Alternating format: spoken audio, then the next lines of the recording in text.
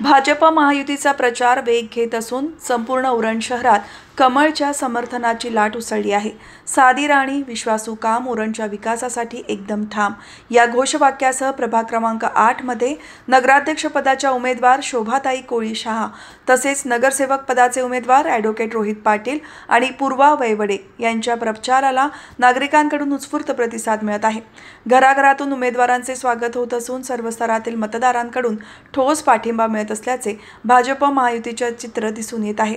उरण मतदारसंघाचे आमदार महेश बालदी यांच्या मार्गदर्शनाखाली गेल्या काही वर्षात उरण शहरात महत्त्वपूर्ण विकास कामांना मोठ्या प्रमाणावर गती मिळाली आहे। आमदार महेश बालदी यांच्या पुढाकाराचा मोठा वाटा असल्याची नागरिकांची धारणा आहे। विकासाचा हा वेग कायम ठेवण्यासाठी उरणकर पुन्हा एकदा भाजप महायुतीला संधी देतील असा विश्वास स्थानिक पातळीवर व्यक्त केला जात आहे।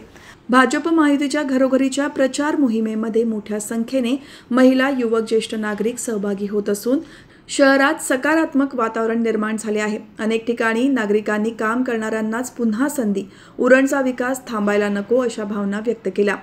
उमेदवारांच्या साधेपणा, जनसंपर्क, तत्पर कार्यपद्धती आणि विकासाभिमुख भूमिकेमुळे प्रभाग क्रमांक 8 मध्ये भाजप महायुतीच्या पॅनलभोवती जनसमर्थन अधिकच घट्ट होत असल्याचे चित्र दिसत आहे।